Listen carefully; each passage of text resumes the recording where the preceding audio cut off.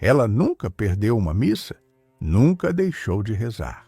Nunca abandonou os rituais que todos podiam ver. Aos olhos do mundo, era uma alma fiel.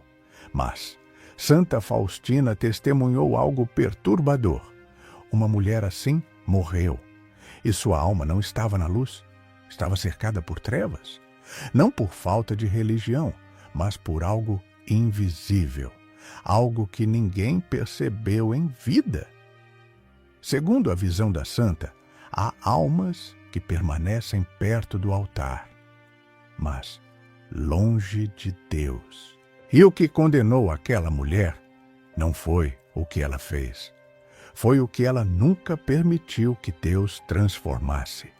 Santa Faustina escreveu que, em uma de suas visões mais dolorosas, viu a alma de uma mulher que havia sido considerada exemplo de fé durante toda a vida. Era conhecida por sua disciplina, sempre presente na missa, sempre em silêncio respeitoso, sempre com o rosário entre os dedos. Para todos ao redor, era uma alma segura, uma alma que, certamente, estaria na luz após a morte. Mas quando a visão se abriu diante da santa, o que ela viu não foi luz. A alma daquela mulher estava envolta em uma penumbra pesada. Não era a escuridão violenta do ódio declarado, mas algo mais inquietante, uma ausência de luz, como um espaço onde Deus havia sido mantido à distância, não por rejeição aberta, mas por fechamento silencioso. Santa Faustina ficou profundamente perturbada. Ela sabia que aquela mulher havia rezado, sabia que havia cumprido seus deveres religiosos. Então perguntou interiormente por quê. E a resposta veio não como acusação externa, mas como revelação da própria condição da alma. Aquela mulher havia vivido próxima das coisas sagradas, mas nunca havia permitido que o sagrado entrasse verdadeiramente em seu coração. Suas orações eram corretas, mas não eram rendição. Sua presença na missa era fiel, mas não era entrega. Seus gestos eram religiosos, mas sua vontade permanecia intacta, protegida, intocada pela graça. Santa Faustina viu que, durante a vida, Deus havia se aproximado dela muitas vezes, em pequenos chamados interiores, em momentos de inquietação, em convites silenciosos à conversão mais profunda. Mas aquela mulher sempre respondia com o mínimo, o suficiente para permanecer em paz consigo mesma, mas nunca o suficiente para ser transformada. Ela não rejeitava Deus, mas também não se entregava a Ele. E foi isso que criou a escuridão. Não uma escuridão imposta, mas uma escuridão escolhida lentamente, cada vez que ela preferia manter o controle de si mesma em vez de se abandonar à misericórdia. Santa Faustina compreendeu naquele momento algo que mudou sua própria alma. Entendeu que a proximidade externa com Deus não garante a união interior com Deus, que é possível frequentar o altar e, ainda assim, proteger áreas do coração onde a graça nunca é permitida entrar. O mais assustador não era o pecado visível, mas a ausência de transformação. Aquela mulher não era rebelde, era resistente, e essa resistência silenciosa, repetida ao longo dos anos, criou uma distância que nenhum ritual, por si só, conseguiu atravessar. Mas havia algo ainda mais profundo que Santa Faustina viu. Algo que explicava por que aquela alma, mesmo tão próxima da fé em vida, permaneceu nas trevas após a morte. O que mais surpreendeu Santa Faustina não foi encontrar aquela alma nas trevas, mas entender como ela chegou até ali sem perceber. Não havia um grande escândalo, nenhum pecado que o mundo apontaria com horror. Não havia abandono da fé, nem desprezo pelos sacramentos. Pelo contrário, sua vida parecia correta, e era exatamente isso que tornava tudo mais inquietante. O que condenou aquela alma não foi um ato isolado, mas um estado interior, cultivado ao longo dos anos.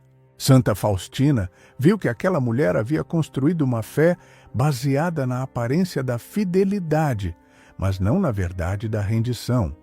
Ela rezava, mas não se examinava. Participava da missa, mas não permitia que a palavra a confrontasse.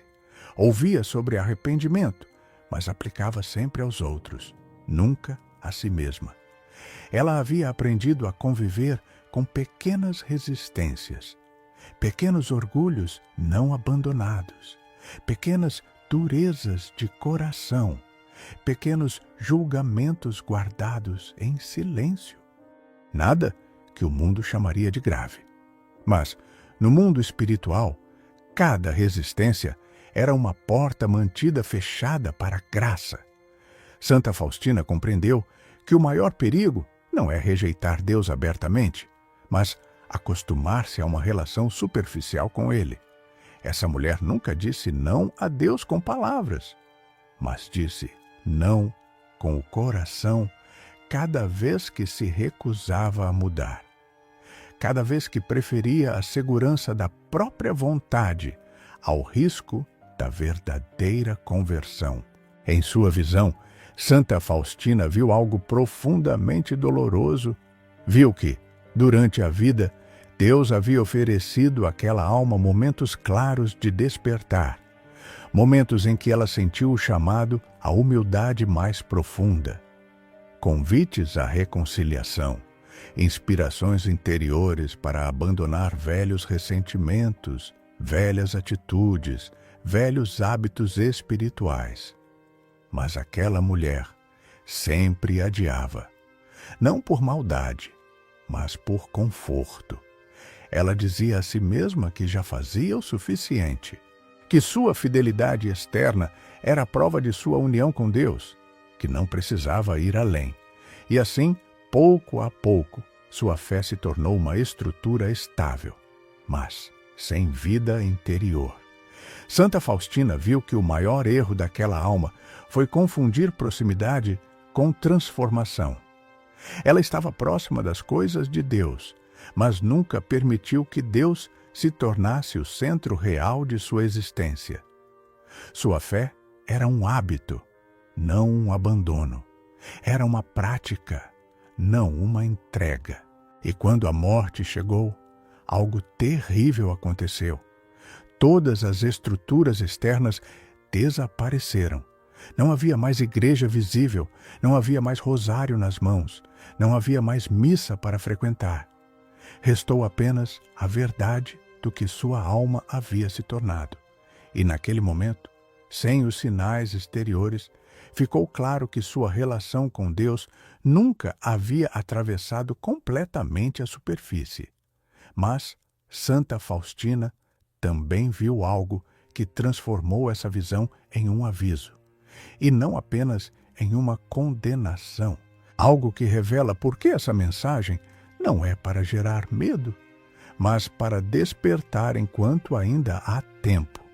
Quando Santa Faustina contemplou aquela alma envolta em trevas, ela não viu revolta, não viu ódio.